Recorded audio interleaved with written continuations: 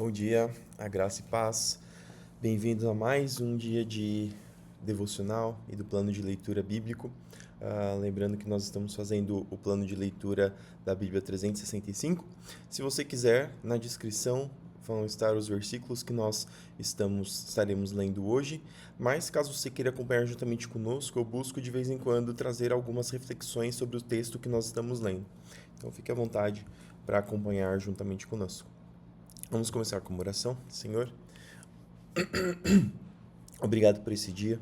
Obrigado, Senhor, porque o Senhor tem nos abençoado. Obrigado porque o Senhor tem nos dado mais uma oportunidade de aprender mais de Ti. Fica conosco, Senhor, nesse devocional e abençoa para que essas palavras venham, Senhor, encontrar morada em nossos corações, para que as Suas verdades venham se iluminar diante dos nossos olhos e para que nós possamos perceber a Sua real vontade para as nossas vidas. Fica conosco, isso que eu te peço e agradeço em nome de Jesus. Amém. Amém. Hoje é o 13º dia. Deixa eu colocar aqui a Bíblia. Nós começaremos lendo Gênesis 28, 1. Iremos até Gênesis 29, 35. Que diz o seguinte: Então Isaque mandou chamar Jacó, o abençoou e disse: Não se case com uma mulher cananita. Só lembrando, nós estávamos vendo de que ontem nós vimos que Jacó enganou Esaú e pegou a bênção do pai. Esaú não recebeu nada. Esaú ficou muito bravo com Jacó a ponto de querer matar ele. E a mãe de Jacó ficou muito preocupada e mandou ele ir morar na casa dos parentes dela. Então Isaque mandou chamar Jacó, o abençoou e disse: Não se case com uma mulher cananita. Em vez disso, vá de imediato a Padã-Arã, a casa de seu avô Betuel, e case-se com uma das filhas do seu tio Labão. Que Deus Todo-Poderoso o abençoe e lhe dê muitos filhos, e que eles se multipliquem e venham a ser muitas nações.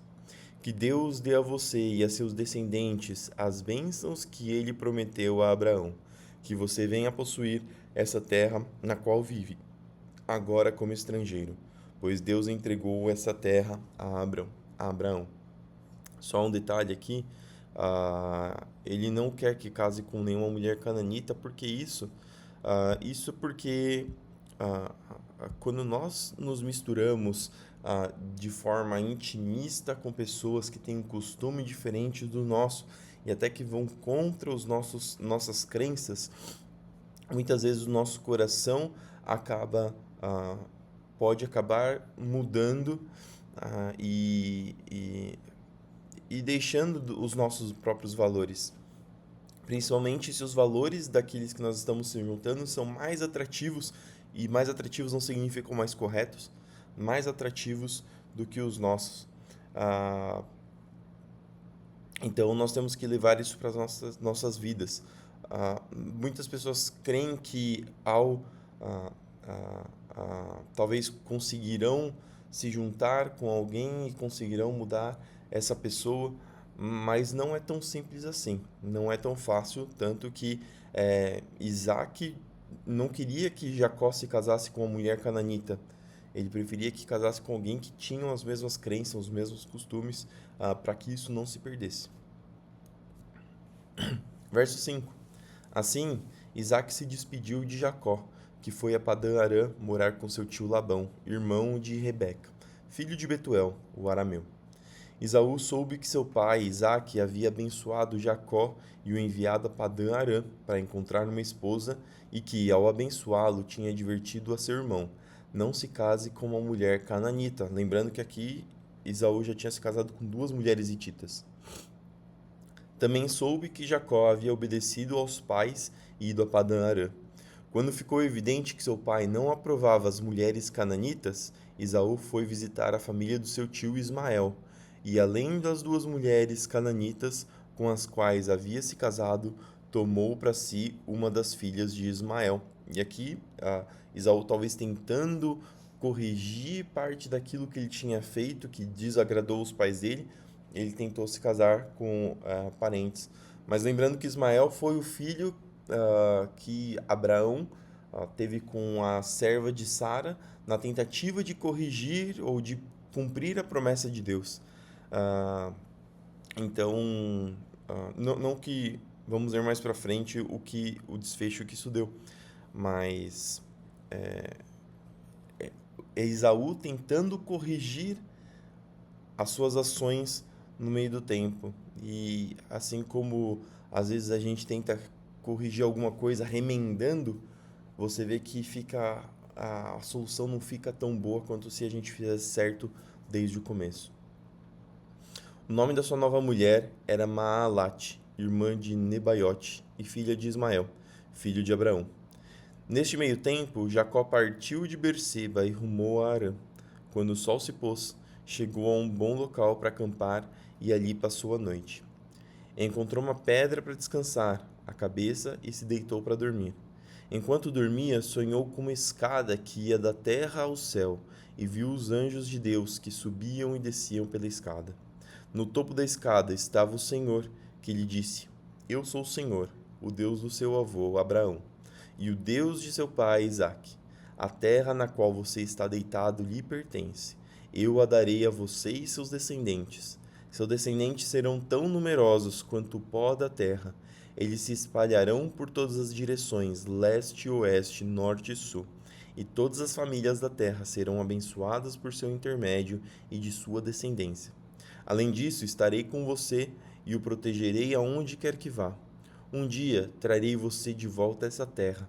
Não o deixarei enquanto não tiver terminado de lhe dar tudo o que prometi. E aqui Deus confirmando a sua vontade para com Isaac, para com Jacó. Então Jacó acordou e disse: Certamente o Senhor está neste lugar, e eu não havia percebido. Contudo, também teve medo e disse: Como é temível esse lugar!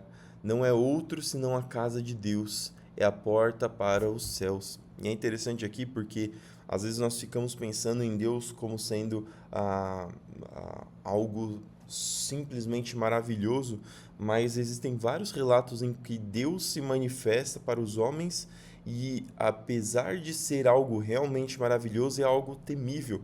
É uma presença tão poderosa, é algo tão poderoso que as pessoas se prostram, as pessoas ficam com medo, só para demonstrar a grandeza do Senhor. Verso 18. Na manhã seguinte, Jacó se levantou bem cedo, pegou a pedra na qual havia descansado a cabeça, colocou-a em pé, como coluna memorial, e derramou azeite de oliva sobre ela. Chamou o lugar de Betel, embora anteriormente se chamasse Luz. Então Jacó fez o seguinte voto: Se, de fato, Deus for comigo e me proteger nessa jornada, se ele me providenciar alimento e roupa, e se eu voltar são e salvo à casa de meu pai, então o Senhor certamente será o meu Deus. E esta coluna memorial que eu levantei será um lugar de adoração a Deus, e eu entregarei a Deus a 10ª parte de tudo que ele me der. Jacó seguiu viagem e por fim chegou à terra do leste. Viu um poço ao longe e junto ao poço, no campo, 3 rebanhos de ovelhas, à espera de que lhe dessem água. Uma pedra pesada cobria a boca do poço. Era costume daquele lugar esperar que todos os rebanhos chegassem para, então, remover a pedra e dar água aos animais. Depois, a pedra era recolocada na boca do poço. Jacó se aproximou dos pastores e perguntou: De onde vocês são, amigos? Somos de Harã, disseram eles. Conhecem um homem chamado Labão, neto de Naor? Perguntou Jacó. Sim, conhecemos, responderam eles. Ele vai bem? Perguntou Jacó. Sim, vai bem, disseram. Olhe, ali vem Raquel, a filha dele, com o rebanho. Jacó disse: Ainda é dia claro, cedo demais para recolher os animais. Por que vocês não dão de beber às ovelhas para que elas possam voltar a pastar? Não podemos dar de beber aos animais enquanto não chegarem todos os rebanhos, responderam. Só então os pastores removem a pedra da boca do poço e damos de beber a todas as ovelhas. Jacó ainda conversava com eles quando Raquel chegou com o rebanho de seu pai, pois era pastora. Aqui no caso, pastora de ovelhas mesmo, pastora de animais. Verso 10. Uma vez que Raquel era sua prima, filha de Labão, irmão de sua mãe, e as ovelhas pertenciam ao seu tio Labão, Jacó foi até o poço, removeu a pedra que cobria e deu de beber ao rebanho de seu tio. Então Jacó beijou Raquel e chorou em alta voz. Explicou para Raquel que era seu primo por parte do pai dela e filho de Rebeca, tia dela. Raquel foi correndo contar a seu pai Labão. Assim que Labão soube que seu sobrinho Jacó havia chegado, correu ao seu encontro. Ele o abraçou, o beijou e o levou para casa. Depois que Jacó lhe contou sua história, Labão exclamou: Você é, de fato, sangue do meu sangue. Quando Jacó estava na casa de Labão havia cerca de um mês, Labão lhe disse: Você não deve trabalhar de graça para mim, só porque somos parentes. Diga-me, qual deve ser o seu salário? Labão tinha duas filhas. A mais velha se chamava Lia, a mais nova Raquel. Os olhos de Lia eram sem brilho, mas Raquel tinha bela aparência e rosto atraente. Visto que Jacó estava apaixonado por Raquel, disse a Labão: Trabalharei para o Senhor por 7 anos, se me der Raquel, sua filha mais nova, para ser minha esposa. Melhor entregá-la a você do que qualquer outro, respondeu Labão. Fique aqui e trabalhe comigo. Então Jacó trabalhou 7 anos por Raquel, e ele amava tanto que lhe pareceram apenas alguns dias.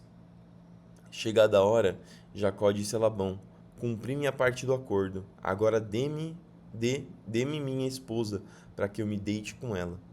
Labão convidou toda a vizinhança e preparou uma grande festa de casamento. À noite, porém, quando estava escuro, Labão tomou Lia e a entregou a Jacó, e Jacó se deitou com ela. Labão deu sua serva Zilpa a Lia para servi-la. Na manhã seguinte, quando Jacó acordou, viu que era Lia. Então Jacó perguntou a Labão: O que o senhor fez comigo? Trabalhei 7 anos por Raquel. Por que o senhor me enganou?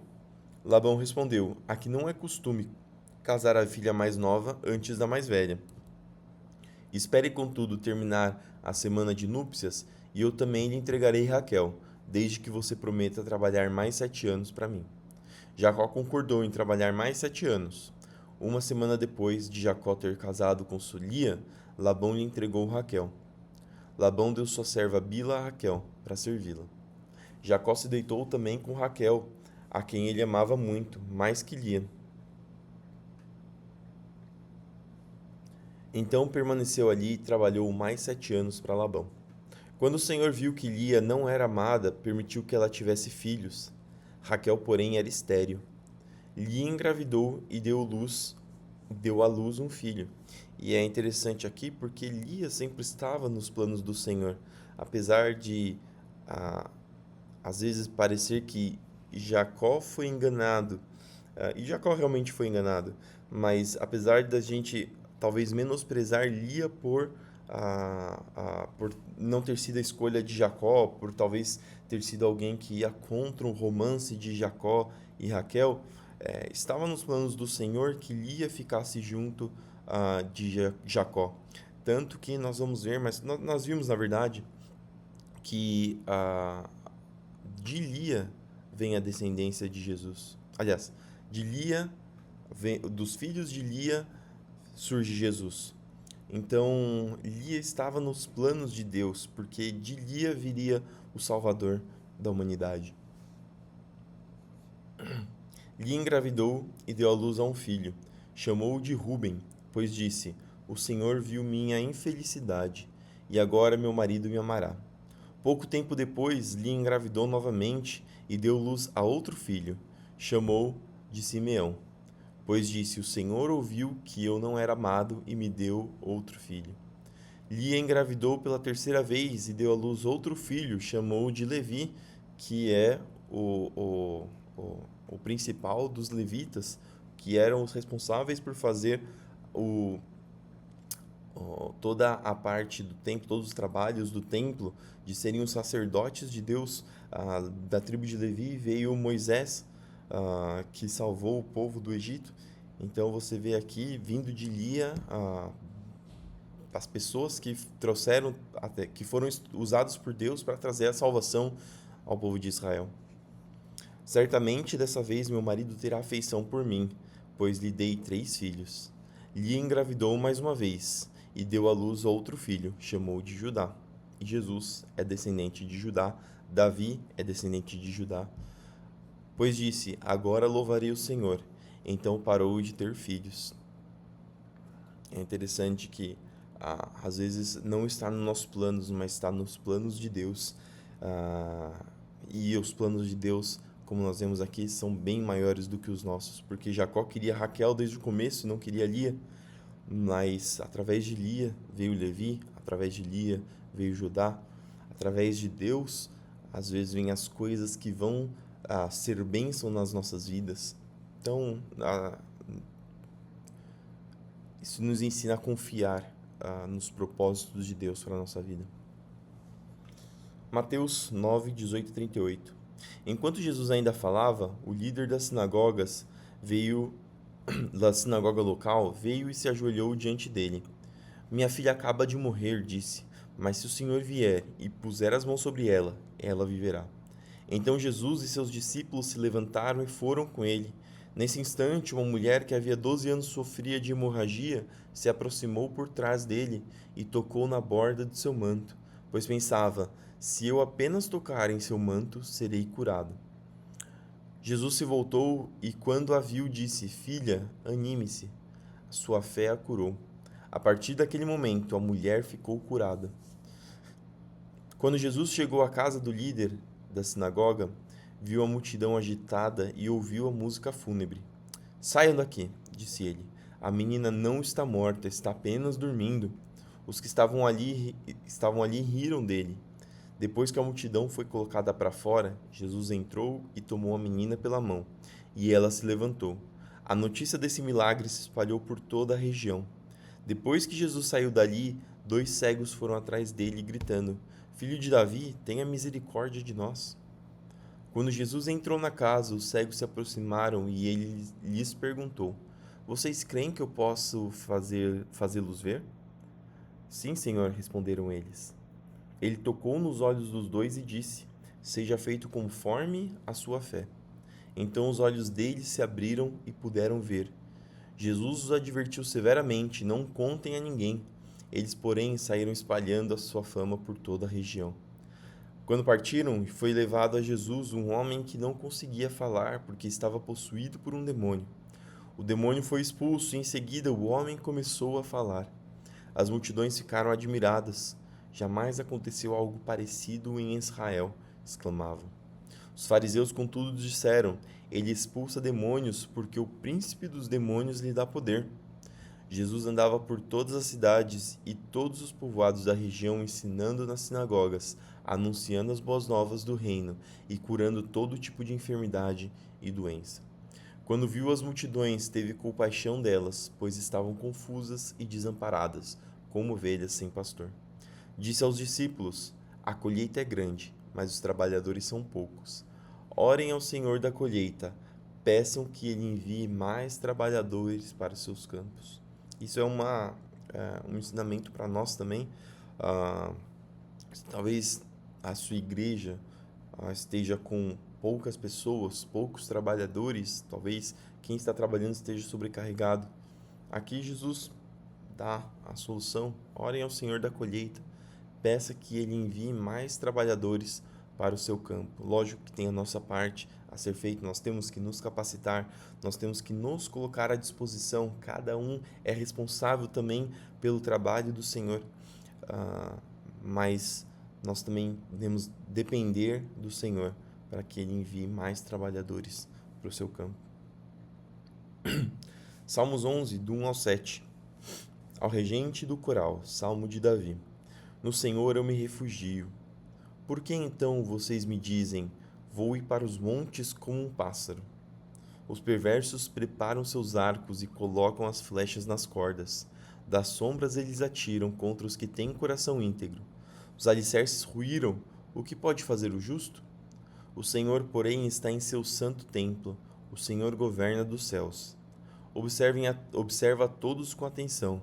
Examina cada pessoa da terra. O Senhor põe à prova tanto o justo como o perverso. Ele odeia quem ama a violência. Fará chover brasas vivas e enxofre sobre os perversos, e com ventos abrasados os castigará. Pois o Senhor é justo e ama a justiça. Os íntegros verão sua face. E Provérbios 3, do 11 e 12. Meu filho, não rejeite a disciplina do Senhor. Não desanime quando ele o corrigir, pois o Senhor corrige quem ele ama, assim como o pai corrige o filho a quem ele quer bem. Isso também é importante, às vezes nós nos desanimamos quando somos corrigidos pelo Senhor, quando algumas coisas acontecem porque nós não estamos no caminho totalmente correto, mas nós temos que lembrar que o Senhor nos corrige porque Ele nos ama. Esse foi o devocional de hoje. Espero que essas palavras tenham falado no seu coração e que continuem falando no dia de hoje no seu coração. Vamos orar para terminar este devocional. Senhor, obrigado por essas palavras, obrigado porque o Senhor tem nos abençoado, tem nos guiado, obrigado porque o Senhor se revelou para nós. Abençoa para que nós possamos continuar entendendo aquilo que o Senhor tem para nós. Abençoa, Senhor, aqueles que leem a sua palavra para que eles possam ter sabedoria, cada vez mais sabedoria, para compreender verdadeiramente a tua palavra. Senhor, tira toda a confusão de nossos olhos, para que não vejamos, Senhor, a confusão nas suas palavras, mas que nossos olhos sejam abertos para as suas coisas e as coisas do mundo. Abençoa, Senhor, aqueles que vão trabalhar, para que eles possam ir em segurança, para que possam fazer isso para a sua glória. Abençoa aqueles que estão retornando do trabalho, aqueles que ficarão em casa, aqueles que vão estudar, para que o dia deles seja para a sua glória, Senhor. Proteja-os e guarde de todo mal. Abençoa aqueles que estão nos hospitais, aqueles que estão doentes, aqueles que estão precisando, Senhor, de uma cura sua, para que o Senhor cure tanto corpo quanto alma, quanto mente, Senhor, para que nós possamos ser um povo saudável, com energia para propagar o seu reino. Senhor, continua com a tua igreja, protegendo e guardando de todo mal. Isso que eu te peço e agradeço. Em nome de Jesus. Amém. Amém. E te vejo novamente amanhã para que nós possamos ouvir um pouco mais de Deus. Amém?